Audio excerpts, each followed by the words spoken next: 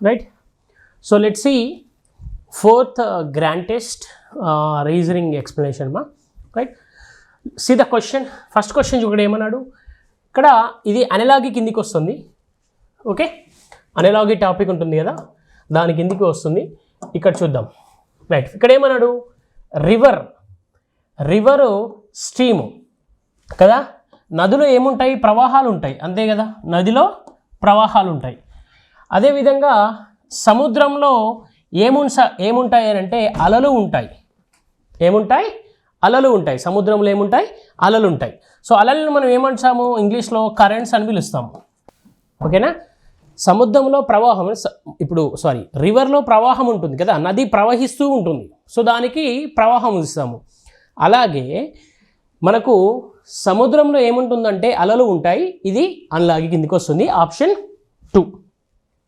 Next, pointing to a woman in the photograph Rajesh said.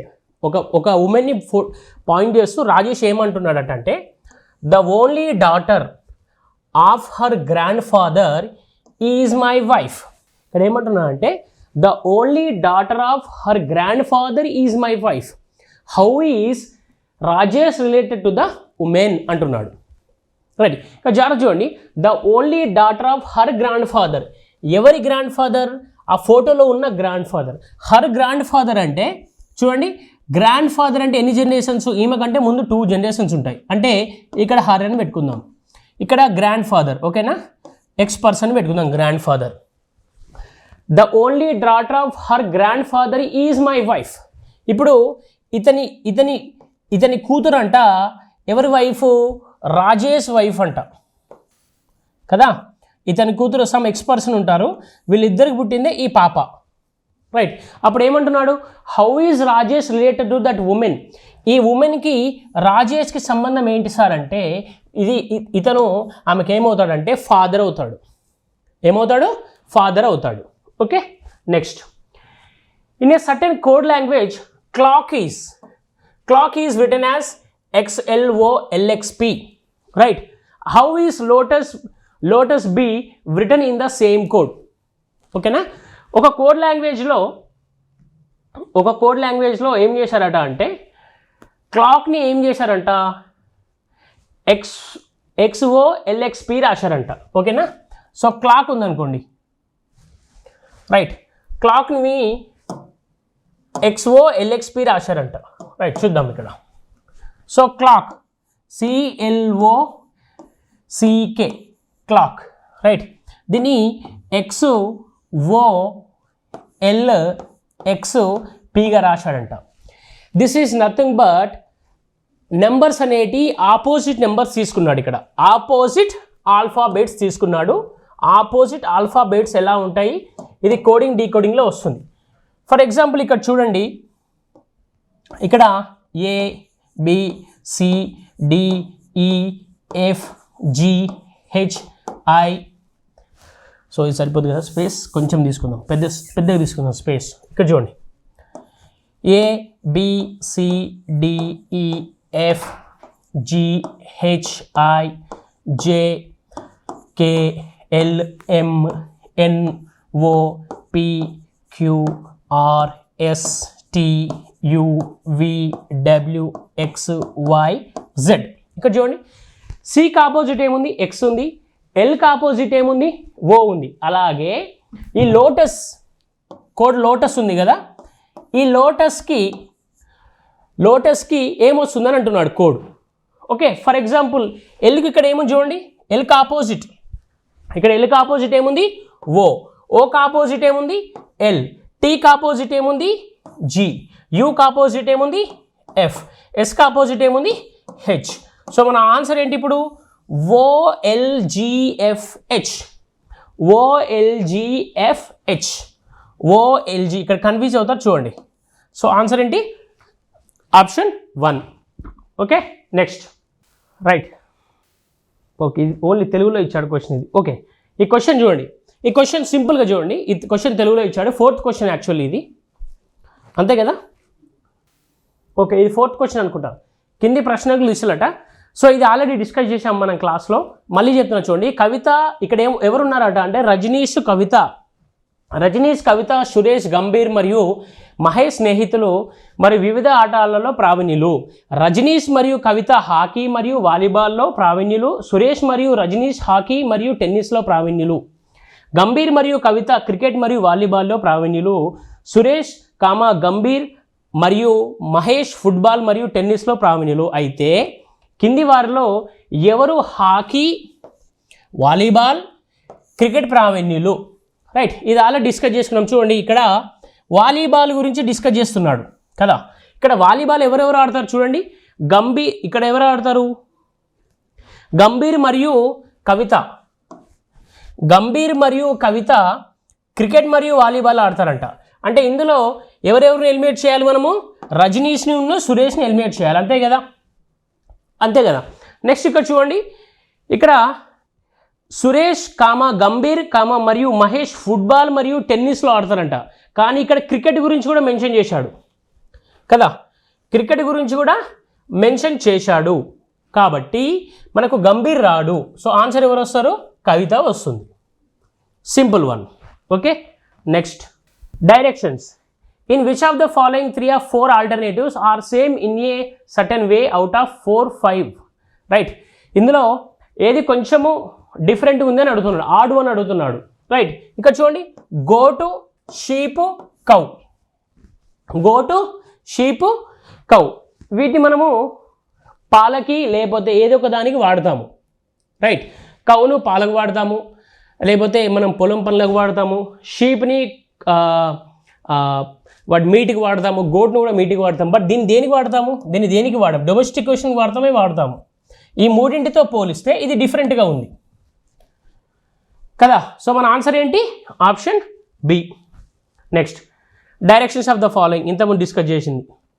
Next directions. In the following series replace the question with suitable option. Right, ఇక్కడ ఏమి ఇచ్చాడు? 6, 9, 12, 15, 18 ఇచ్చాడు. అంటే చూడండి, gap 3 ఉంది ఇక్కడ. What is the gap? Gap 3 అంటే ఎంత వస్తుంది? ఇక్కడ 21 వస్తుంది. Simple. Okay, next. The 30 members of the club decided to play a badminton singles tournament every time a member loses a game he is out of the tournament. There are no ties. Ties ఏమున్నాయంట? What is the minimum number of matches that must be played to determine the winner అన్నాడు. Right, so దీన్ని సింపుల్గా చెప్తాను, ముందు explain చేస్తాను, దీనికి ఒక logic కూడా చెప్తాను, చూడండి. Okay, right. సో ఫస్ట్ దీన్ని ఏ విధంగా ఇద్దాం చూడండి. ఫస్ట్ టోటల్ మ్యాచెస్ తీసుకోండి, విన్స్ తీసుకోండి. ఫస్ట్ 30 మెంబర్స్ ఆడుతున్నారు అనుకోండి, ఎంతమంది విన్ అవుతారు? 15 మెంబర్స్ అవుతారు. ఒకరు విన్ అవుతారు, ఒకరు లూజ్ అవుతారు, అంతే కదా.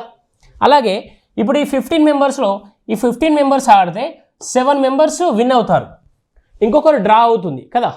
ఇప్పుడు 15 మెంబర్స్ ఆడితే 7 మెంబర్స్ 14 మెంబర్సే ఆడతారు, ఇంకొకరు ఉంటారు కదా, ఆ ఇంకొకరు ఇక్కడికి వస్తారు. ఇప్పుడు 15 మెంబర్స్ ఆడారు, 15లో 14 మెంబర్స్ ఆడతారు, ఇంకొకరు ఉంటారు కదా, ఆ ఇంకొకరు నెక్స్ట్ మ్యాచ్లో ఆడతారు అన్నట్టు. ఓకేనా, మన డ్రా.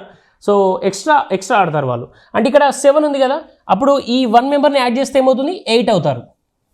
అర్థమవుతుందా? రైట్. సో నెక్స్ట్ ఏమవుతుంది? ఈ 8లో ఎంతమంది గెలుస్తారు? 4 మెంబర్స్ గెలుస్తారు కదా. మళ్ళీ ఈ 4లో ఎంతమంది గెలుస్తారు? 4లో 2 మెంబర్స్ గెలుస్తారు. ఇప్పుడు ఈ 2 మెంబర్స్ గెలవడానికి ఇంకొక మ్యాచ్ ఆడాలి కదా, ఇది విన్నింగ్ అన్నట్టు, ఇది లాస్ట్ మ్యాచ్ అన్నట్టు, అంతే కదా.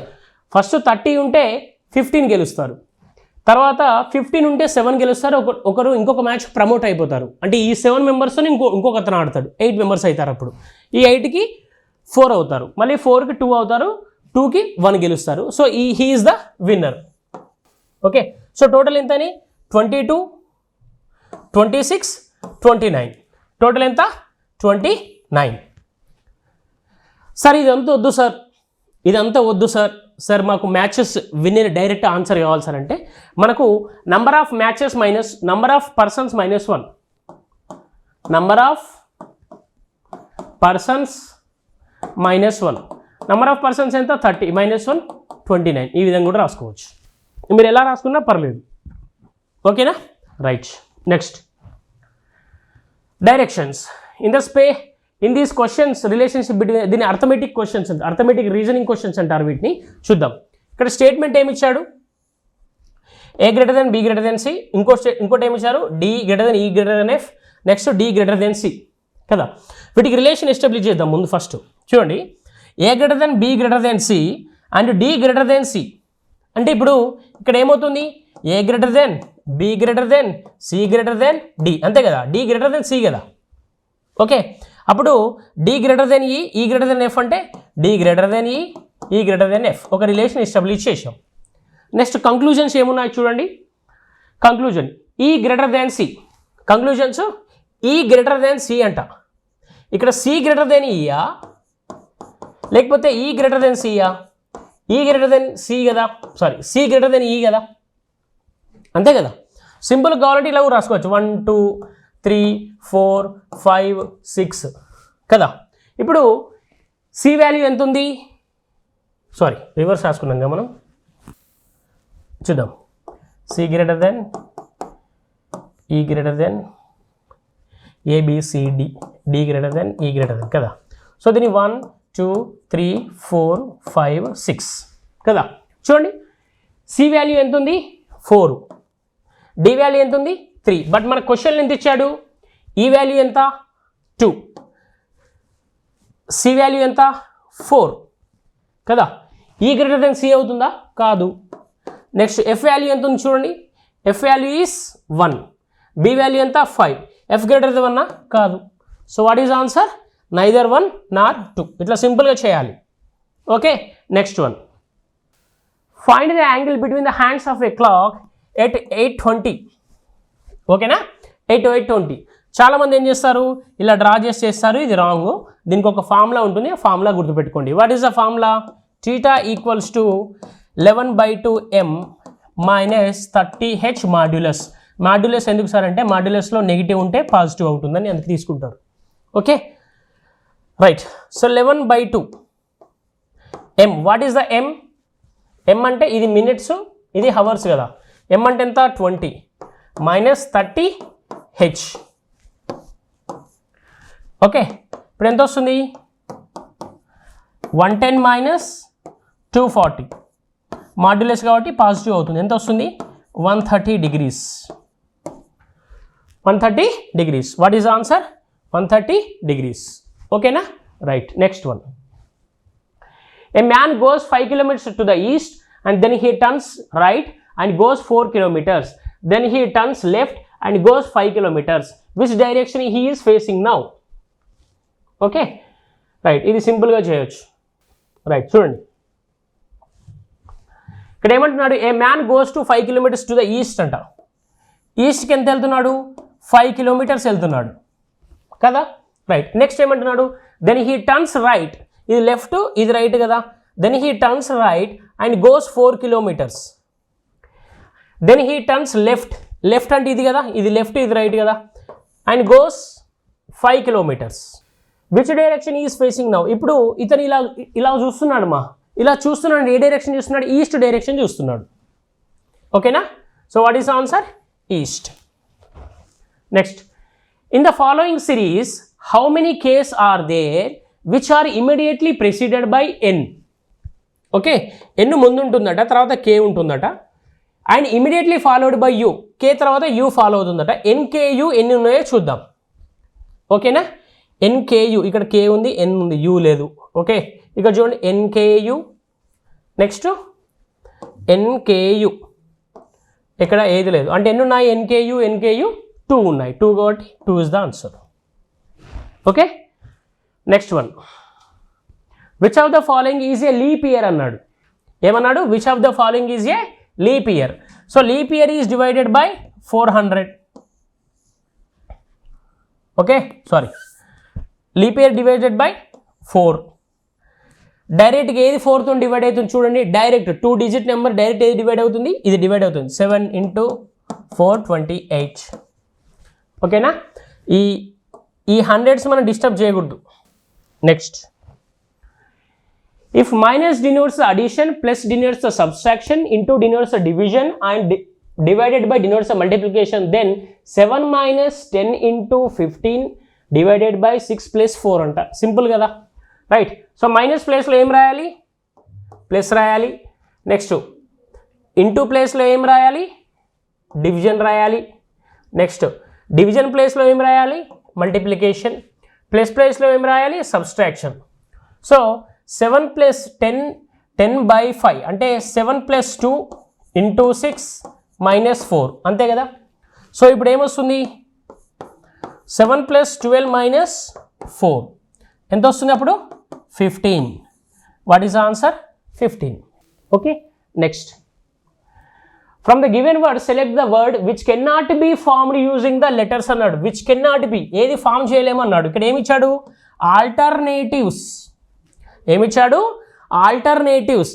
ఇక్కడ ఏలు ఎన్ని ఉన్నాయి, 1A 1A, ఎల్ ఒకటే ఎల్ ఉంది, టీ 2T ఉన్నాయి, ఈ 2Eలు ఉన్నాయి, R 1 ఉంది, N 1 ఉంది. ఓకే, I 1 ఉంది, V 1 ఉంది, E 1 ఉంది. ఇక్కడ అన్నీ ఒక్కొక్కటి ఉన్నాయి, ఇక్కడ అన్నీ ఒకటి ఉంది, ఇక్కడ 2 ఉన్నాయి చూడండి. ఎన్నులు 2 ఉన్నాయి ఇక్కడ, కానీ ఇక్కడ ఎన్నులు ఎన్ని ఉన్నాయి, ఒకటే ఉంది. So this can not be formed అన్నట్టు సింపుల్గా. Okay. Next directions. In each of the following questions below consist of the questions, right. So ఇది డైరెక్షన్స్ డైరెక్ట్గా చూద్దాం. ఓకే, ఇదేమన్నాడు, క్వశ్చన్ ఏమన్నాడు చూడండి. ఇన్ ఏ 4 floor బిల్డింగ్, ఎన్ని 4 ఉన్నాయి ఇక్కడ, 4 floor బిల్డింగ్ అంట. On which floor does P lives. P ఏ లెవెల్లో ఏ ఫ్లోర్ నిల్చుంటా అంటున్నాడు. Ground floor is numbered 1. Ground floor 1 అంట, ఇది 2 అంట, ఇది 3, ఇది 4.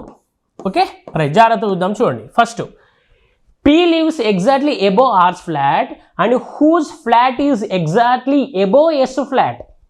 ఓకేనా, P lives exactly above R's flat and whose flat is exactly above S flat. ఓకేనా, ఇది సరిపోయింది కదా ఇక్కడ. నెక్స్ట్ ఏంటి, Q lives above P flat. Okay, Q lives above P flat and S lives on the first floor. S ఎక్కడ ఇచ్చినాడు, first ఫ్లోర్లో ఉన్నాడు. రైట్, ఇక్కడ చూడండి మనకు 4 floors అన్నారు కాబట్టి వీళ్ళ పొజిషన్ తెలవాలంటే మనం ఈ 2 ఈక్వేషన్స్ వాడాల్సిందే. అర్థమైందా. ఇప్పుడు ఈ 2 ఈక్వేషన్స్ తెలియకుండా మనం వాడలేము. ఎందుకంటే ఇప్పుడు ఎస్ లీవ్స్ అన్న ఫస్ట్ ఫ్లోర్ అన్నాడు, కానీ ఎస్ 6 కంటే పైన ఉందా కింద ఉందా అని తెలవాలంటే ఫస్ట్ స్టేట్మెంట్ చదవాల్సిందే. చదవాలి కాబట్టి ఈ 2 కన్సిడర్ చేయాల్సిందే. So what is the answer, both 1 and 2. Next, A word is represented by only 1 set of numbers. Okay, ఇది చూద్దాంలే. ఇది మ్యాట్రిక్స్ బాక్సు. ఇది జెర్మ్కు ఏంటి కోడ్ అని అడుగుతున్నాడు. జెర్మ్ కోడ్ ఏంటి అని అడుగుతున్నాడు, చూద్దాం. రైట్, ఇది ఏంటి, జెర్మ్ కదా. జెర్మ్ కోడ్ ఏంటో చూద్దాం. జీ కదా, జీకి ఎంత 0, జీకి ఎంత 10, జీకి ఎంత ఉంది 10 కదా, 1 ఇది 0 10. నెక్స్ట్ ఈకి ఎంత ఉంది, ఈకి 1. సో దీంతో వచ్చేదో చూద్దాం. నెక్స్ట్ ఆర్ కదా, సో ఆర్కి ఏముంది 2 ఉంది ఆర్కు, నెక్స్ట్ 4 ఉంది ఆర్కి. రైట్, ఇది దీంతో ఆప్షన్స్ ఎలిమినేట్ చేసి చేయొచ్చు. చూద్దాం ఆప్షన్స్ ఏమున్నాయి. 10 11 22. ఓకే, 10 11 ఇక్కడ చూడండి, 10 11 రైట్, 10 11 ఆర్ కదా, ఆర్ ఇక్కడ కూడా ఉంది కదా, అంటే 0 2 కూడా తీసుకోవచ్చు మనం. 10 11 0 2 22 42. Next, directions in each of the following questions there are two statements. Assertion reason questions చూద్దాం. క్వశ్చన్ ఏంటి, inside the earth the metals are present in the molten state. కరెక్టే కదా, ఎందుకంటే ఇన్సైడ్ ద ఎర్త్ చాలా ప్రెషర్ ఉంటుంది. Next ఏంటంటే మనకు అక్కడ మోల్టన్ స్టేట్లో ఉంటాయి. ఎందుకు మోల్టన్ స్టేట్లో ఉంటాయి అంటే లావా ఎక్కడ ఉంటుంది అక్కడ, కోర్ ఏరియాలో హెవీ హీట్ ఉండడం వల్ల ఏమవుతుందంటే మినరల్స్ అన్నీ లిక్విడ్ స్టేజ్లో ఉంటాయి. మోల్టన్ స్టేట్ అనేది ఇది correct. Next, the earth observes sun rays. Earth observe the sun rays అమ్మ, రిఫ్లెక్ట్ ద సన్ రేస్. అందుకే కదా మన గ్రీన్ హౌస్ గ్యాసెస్ వస్తాయి, రిఫ్లెక్ట్ చేస్తాయి కాబట్టి కదా గ్రీన్ హౌస్ గ్యాసెస్. సో ఇదేంటి, A is true or is false. ఓకేనా, A is true or is false. Next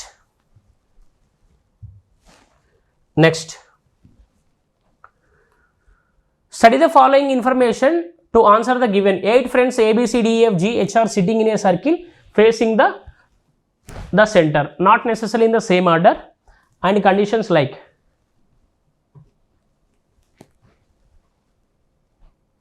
okay, so conditions like ఏమున్నాయి ఇక్కడ కండిషన్ చూద్దాం. కండిషన్స్ ఏమున్నాయి, కండిషన్స్ ఏమో మిస్ అయినట్టున్నాయి, చూద్దాం ఉండండి, wait 1 minute. Let's see the conditions. What is the question number? చూడండి ఇక్కడ క్వశ్చన్ ఏమన్నాడంటే డి సిట్స్ థాట్ టు ద లెఫ్ట్ ఆఫ్ ఏ అన్నాడు. ఓకేనా, ఇక్కడ ఏమన్నాడు, డి సిట్స్ థాట్ to the left of A, D sits థాట్ to the left of A, right. D sits థాట్ టు ద లెఫ్ట్ ఆఫ్ ఏ అన్నాడు కదా, రైట్. చూద్దాం, డి సిట్స్ థాట్ టు ద లెఫ్ట్ ఆఫ్ ఏ. ఎంతమంది ఉన్నారమ్మా ఇక్కడ? దెర్ ఆర్ 8 members కదా. టేక్ ద 8 members, 8 members తీసుకుంటున్నాం. ఓకే, నెక్స్ట్ ఏంటి, డి సిట్స్ థాట్ to the left of A. నేను ఏ కింద తీసుకుంటున్నాను, యూజువల్గా మనం ఏ కింద తీసుకుంటాం. ఓకే, ఇక్కడ చూడండి, డి సిట్స్ థాట్ to the left of A. ఏకి థర్డ్ లెఫ్ట్లో ఉందంట, ఎవరు? డి. ఓకే, అప్పుడు డీకి ఇది లెఫ్ట్ అవుతుంది, ఇది రైట్ అవుతుంది, అంతే కదా.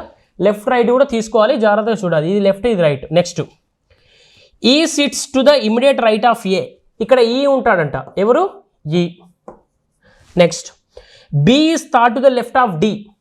బి ఈజ్ థాట్ to the left of D, left కదా, 1 2 3. ఇక్కడ బి ఉంటాడు, ఇది లెఫ్ట్ ఇది రైట్ అవుతుంది. బీకి అన్నీ అలా రాసుకుంటూ ఉండాలి జాగ్రత్తగా. Okay, G is second to the right of B. G is second to the right of B, ఇక్కడ జీ. సో ఇప్పుడు జీకి ఇది రైట్ అవుతుంది, ఇది లెఫ్ట్ అవుతుంది. Next C is an immediate neighbour of B. C is immediate neighbour of B అంటే ఇక్కడ C వస్తుంది, ఇది సికి ఇది రైట్ అవుతుంది, ఇది లెఫ్ట్ అవుతుంది. ఓకే, సి సిట్స్ థాట్ to the left of H. హెచ్కు థర్డ్ లెఫ్ట్లో సి ఉంటుందంట, అంటే ఇక్కడ సి ఇక్కడ హెచ్ పెడితే ఇక్కడ రైట్ అవుతుంది కాబట్టి ఇక్కడ హెచ్ ఇక్కడ తీసుకుందాం. థర్డ్ లెఫ్ట్ కదా, ఇక్కడ హెచ్ కదా, ఇది లెఫ్ట్ ఇది రైట్, ఇలా ఉంటే ఇది లెఫ్ట్ రైట్ అవుతుంది కదా. సో 1 2 3 సింపుల్ కదా, రైట్. ఇప్పుడు ఏమొస్తుంది ఇక్కడ ఎఫ్, అర్థమైందా? Okay, right. So first question చూద్దాం. ఫస్ట్ ఏమన్నాడు, who among us the following is sitting exactly between F and D. F and డికి మధ్యలో ఎవరు కూర్చున్నారు? ఎఫ్కి డికి మధ్యలో హెచ్ కూర్చున్నాడు. సో హెచ్ కూర్చున్నాడు కాబట్టి what is answer? Option 3. Okay, next 3 of the following 4 are alike. Okay, so ఇందులో ఒకటి డిఫరెంట్గా ఉంటుందట, ఆ డిఫరెంట్ ఏంటో చూద్దాం. ఇక్కడ ఏమిచ్చాడు? DC AH EF. డిసి డికి సికి మధ్యలో జీ ఉంది, ఏహెచ్కి మధ్యలో ఎఫ్ ఉంది. నెక్స్ట్ ఈఎఫ్, ఈఎఫ్ ఈకి ఎఫ్ మధ్యలో ఏ ఉంది, ఏహెచ్ ఏహెచ్ ఏహెచ్. నెక్స్ట్ సిబియా, సిబి. సో సిబి సిబి దగ్గర ఉన్నాయి కదా. సో వాట్ ఈజ్ ఆన్సర్ అవుతుంది? What is answer? CB. Okay, next one, who among us the following sitting second to the left of H. Second to the left of H ఎవరున్నారు? Second to the left of H, హెచ్కి second left ఎవరున్నారు? G ఉన్నారు, అంతేనా? None of this. Next who among us the following are immediate neighbours of G. G కటి immediate neighbours ఎవరు? జీకి immediate neighbours CD. ఎవరు? CD, DC. Okay, next who among us the following sitting thought to the right of A. Thought to the right of ఏ అంట. ఏకి third right ఎవరున్నారు? ఏకి third right C, అంతేనా? ఏకి third right ఎవరున్నారు? C ఉన్నారు. Next one, okay, next one directions. ఇక్కడ directions ఇచ్చారు చూడండి, వీటిని ఏమంటామంటాం? స్టేట్మెంట్ కంక్లూషన్స్ అంటాము వీటిని. ఈ స్టేట్మెంట్ కంక్లూషన్స్ చూడండి, ఇక్కడ స్టేట్మెంట్ ఇచ్చాడు, కంక్లూజన్, రైట్. సో కంక్లూజన్ చూడండి, ఇందులో ఫస్ట్ స్టేట్మెంట్ చూద్దాం. స్టేట్మెంట్ ఏమన్నాడు? This book Z is the, so statement this book Z is the only book that focuses it's attention on the problem of poverty in India between 1950 and 1980.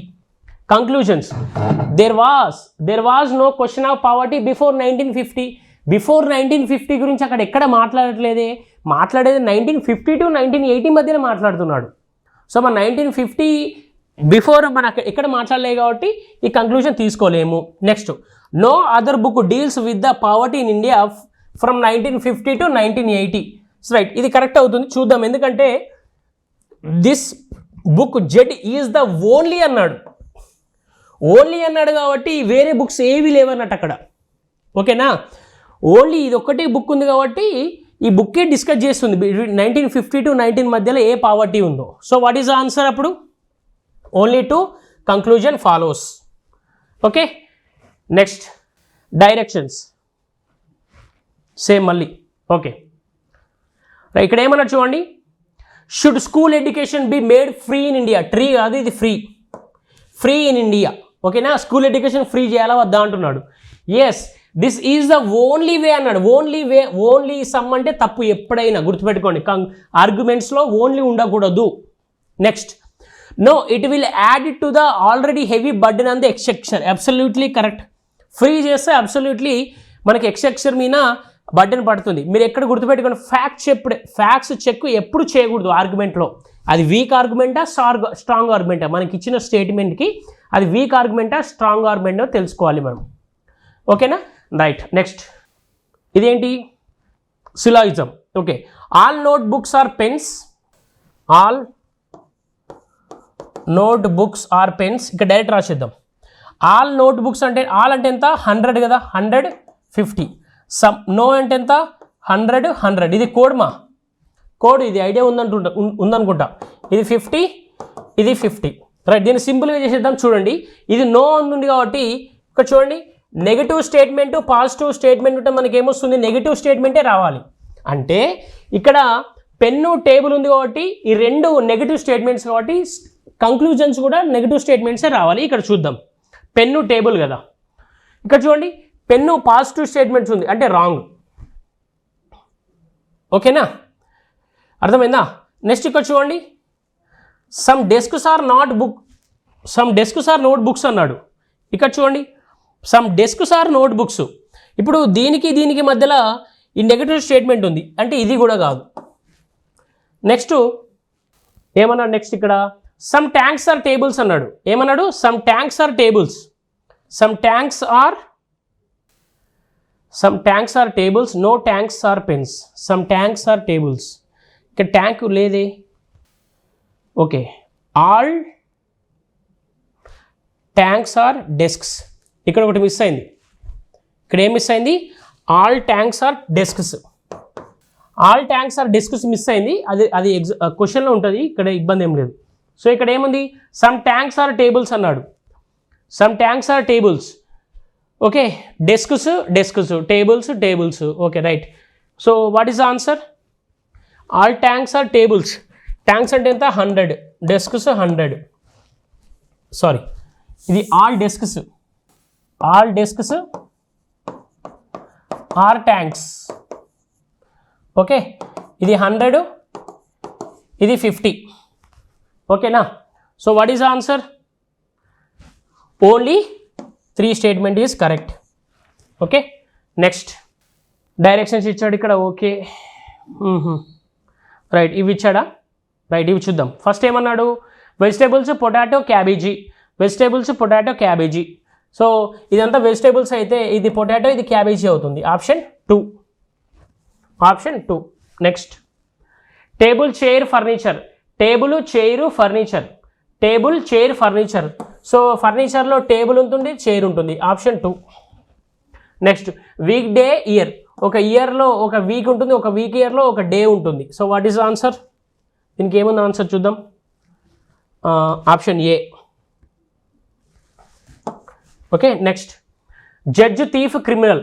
ఇప్పుడు criminal అనుకోండి, criminal thief ఉంటాడు, criminal లోపలనే thief ఉంటాడు కదా, judge separate కదా.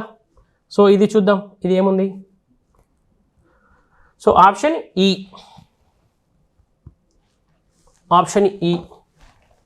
Next, husband wife family.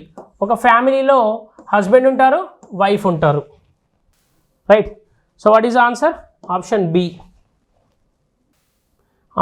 B. Okay, so ఈ ఒక statement course of action వచ్చింది, అది కూడా చూద్దాం. చూడండి, a number of school children in the local schools have fallen ill after the consumption of their subsidies tiffin provided by the school authority. Right. So ఇక్కడ ఏమనంటే ఒక సబ్సిడీ టిఫిన్ పెడుతున్నారట, దానివల్ల children's కొంచెం అనారోగ్యం బారిన పడ్డారట. దాని కోర్స్ ఆఫ్ యాక్షన్ ఏంటి, అసలు నువ్వు ఆ పొజిషన్ ఉంటే కోర్స్ ఆఫ్ యాక్షన్ ఏం తీసుకుంటావు? First, the tiffin facility of all schools అన్నాడు, కానీ ఇక్కడ లోకల్ స్కూల్స్ అన్నాడు. All schools, local schools. Right. Next, the government should implement A system to certify the quality of tiffin provided by the schools. ఇది తీసుకోవచ్చు. ఓకేనా? All schools, local schools తీసుకోవద్దు. చూడండి. Okay. Next. Okay, ఇది course of action, independent causes చూద్దాం. ఇక్కడ ఏమన్నాడు, a large number of people living in the low lying areas have been evacuated during the last few days to safer places. ఏమన్నారంట, low lying, for example Kerala ఏరియాలో మనకు వైనాడ్లో మనకు flood వచ్చింది. So ఆ లో ఏరియాలో ఎవరున్నారో వాళ్ళని తీసుకొని వెళ్ళారన్నట్టు. రైట్. అది ఇక్కడ స్టేట్మెంట్ చెప్తుంది. సో ఇది ఏంటి, ఎఫెక్ట్. మరి దీని కాజ్ ఏంటి, ఫ్లడ్ రావడం, అంతే కదా, వరద రావడం వల్ల వాళ్ళని షిఫ్ట్ చేశారు. రైట్. రెండోది ఏంటి, the government has rushed in the relief supplies to the living in the affected areas. ఇది కూడా ఎఫెక్టే కదా. మరి దీనికి కాజ్ ఏంటి, సేమ్ కాజ్ ఏంటి, ఫ్లడ్డింగే కదా, సేమ్ కాజు. దీనికి సేమ్ కాజు ఫ్లడ్డింగే. సో ఇక్కడ మనకి ఏంటి, టూ ఇండిపెండెంట్ ఎఫెక్ట్స్ అన్నట్టు, ఇవి 2 independent effects with same cause ఉండాలి.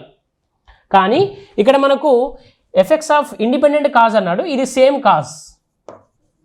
కాజు సేమే, ఫ్లడ్డింగ్ సేమే, కానీ ఇండిపెండెంట్ ఎఫెక్ట్స్ అన్నట్టు, ఇవి డిఫరెంట్ ఎఫెక్ట్స్ ఇవి. ఓకేనా? రైట్. నెక్స్ట్, ఇదేంటి, a group of 7 friends ABCDEFG working as a economist, agriculture officer, IT officer, terminal operator, clerk, forex officer and research analyst for banks LMNPQRS but not necessary in the same order అన్నాడు. Okay, దీన్ని చేద్దాం. చూడండి, కొంచెం tricky ఉందా, చేసేద్దాము, no problem. కొంచెం పైకంటున్నా. Right. So ఇక్కడ ఎంతమంది ఉన్నారు ఇందులో చూద్దాం. మొత్తం ఎంతమంది ఉన్నారు, క్వశ్చన్ ఇందులో చూద్దాం. Question number 43. ఓకే, మొత్తం 7 మెంబర్స్ ఉన్నాడు. ఎంతమంది ఫ్రెండ్స్ ఉన్నారు, ఫ్రెండ్స్ కదా వీళ్ళందరూ, ఫ్రెండ్స్ అని రాసుకోండి. ఓకేనా? ఫ్రెండ్స్ అని రాసేసేయండి, కొంచెం పైకి పంపిద్దాం. ఓకే, ఫ్రెండ్స్ ఉన్నారు ఎంతమంది, ABCDEFG ఎంతమంది, 7 ఫ్రెండ్స్ ఉన్నారంట. ఓకే. నెక్స్ట్ ఇక్కడ ఏంటి, ఒకటి ఏమి ఇచ్చాడు, ప్రొఫెషన్ ఇచ్చాడు కదా, ఇది ప్రొఫెషన్. నెక్స్ట్ ఇవేంటి, డిఫరెంట్ బ్యాంక్స్. రైట్. దీన్ని సాల్వ్ చేద్దాం. చూడండి, ఇట్లా సాల్వ్ చేద్దాము. ఫస్ట్ ఇక్కడ ఏమంటున్నాడు, okay, C works for bank N and is neither A research analyst Nar a clerk అంట. C ఎవరికి పనిచేస్తాడు, బ్యాంకు Nకు పనిచేస్తున్నాడు.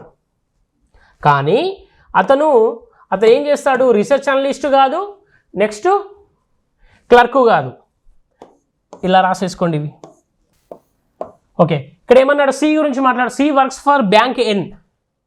C ఎవరికి పనిచేస్తున్నాడు, బ్యాంకు Nకు వర్క్ చేస్తున్నాడు. C works for bank N. ఓకేనా?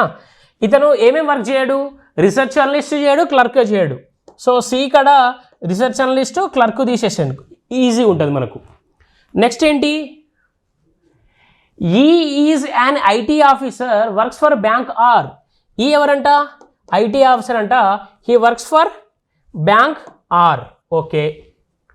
Next, A works as A forex officer and does not work for bank L or Q. A works as A forex officer అంట, forex officer అంట, but ఎవరికి work చేయడు ఇతను, L కానీ R Q కానీ work చేయడు. Okay. Next, the one who is an agriculture officer works for bank M. The one who is agriculture officer bank works for M. ఇది పక్క పెట్టేసేయండి. The one who works for bank L works as a terminal operator. Okay, ఇది పక్క పెట్టేసండి. F works for bank Q. F works for bank Q. Q బ్యాంకుకు work చేస్తారట. F ఎవరు? F. G works for bank P. G works for bank P as a research analyst. ఇక్కడ research analyst. D is not an agriculture officer. D is not an agriculture officer. ఇక్కడ agriculture officer రాకూడదండి. ఇక్కడ agriculture officer రావచ్చు కదా, అంతే కదా. ఇక్కడ D అనేది అగ్రికల్చర్ ఆఫీసర్ కాదు అంటే ఇప్పుడు బి ఇక్కడ అగ్రికల్చర్ ఆఫీసర్ వస్తుంది కదా, అగ్రి ఆఫీసర్. ఇక్కడ ఏమన్నా the one who works as agriculture officer he works for bank M. సింపుల్గా అంతేనా? ఓకే, నెక్స్ట్ ఏంటి? ఇప్పుడు మనకి ఏం మిగిలిపోయాయి? ఎన్ మిగిలింది. సో ఇక్కడ the man who works for bank L works as a terminal operator. ఇప్పుడు చూడండి మనకు రైట్. సో ఖాళీగా మిగిలింది ఏది? The man who works for bank L and works for terminal operator. అంటే డి ఒక్కటే ఖాళీగా మిగిలింది, అంతేనా? సో అప్పుడు D works for bank L, he is a terminal operator, అంతే కదా. ఇప్పుడు ఇక్కడ సి కాడ ఎన్ ఉంది కదా, సి కాడ ఎన్ ఉంది, కానీ ఇక్కడ ఎల్ కూడా ఉంది కదా, బ్యాంక్ ఎల్ ఒకటి మిగిలిపోయింది కాబట్టి డీకి రాసేసాం మనం. సో ఇప్పుడు ఇదంతా అయిపోయింది. నెక్స్ట్ ఏముంది? ఇంకా మనకేముంది? ఏమేమి మిగిలిపోయాయి? ఎఫ్, క్యూ ఒకటి, ఎఫ్. క్వశ్చన్ ఏమన్నాడు? సో ఇక్కడ మనకి ఏమేమి మిగిలిపోయాయి? క్లర్క్ ఒకటి మిగిలిపోయింది. క్లర్క్ ఇక్కడ రాసేసుకోవచ్చు కదా మనం, ఎందుకంటే క్లర్క్ ఇక్కడ వర్క్ చేయడు కాబట్టి ఇక్కడ క్లర్క్ వస్తుంది, అంతే కదా. ఇక్కడ క్లర్క్ వర్క్ చేయడు కదా, ఇక్కడ క్లర్క్ వస్తుంది. ఇంకా మిగతా ఏం మిగిలిపోయాయి?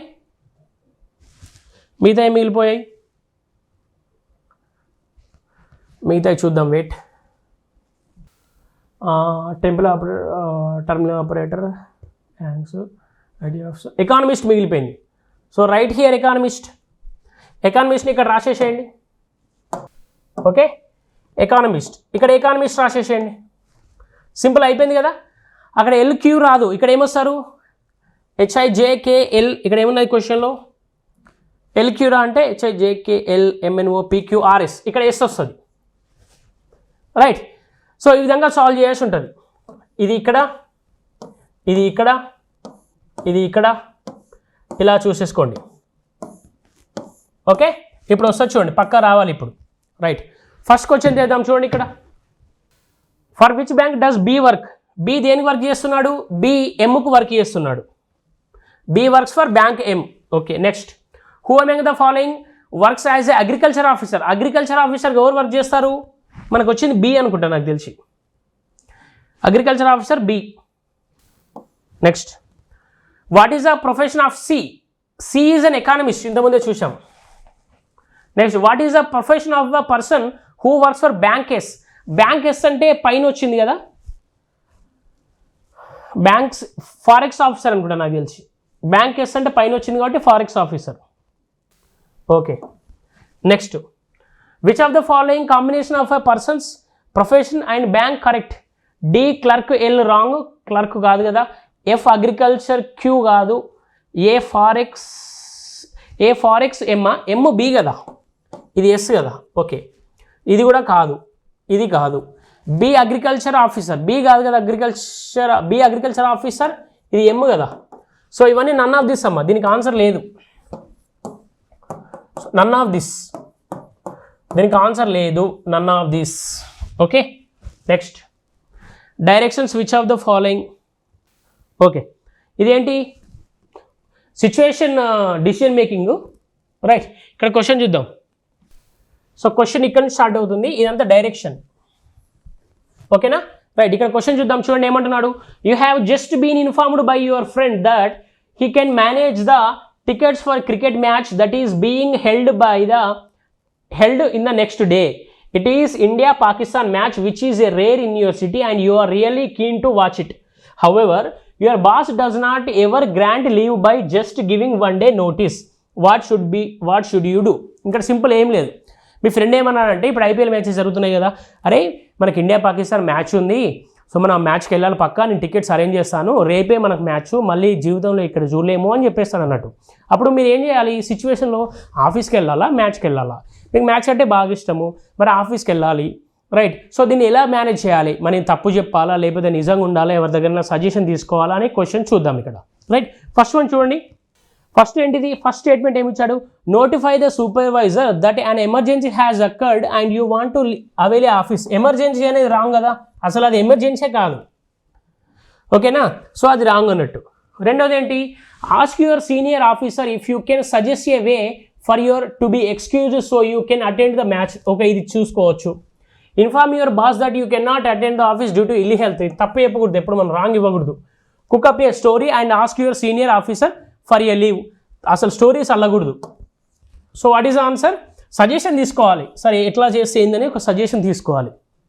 Okay, right. నెక్స్ట్ ఇదేంటి? ఇది ప్యాసేజ్ మా ఇంగ్లీష్ ప్యాసేజ్, ఇది ఆల్రెడీ అయిపోయింది.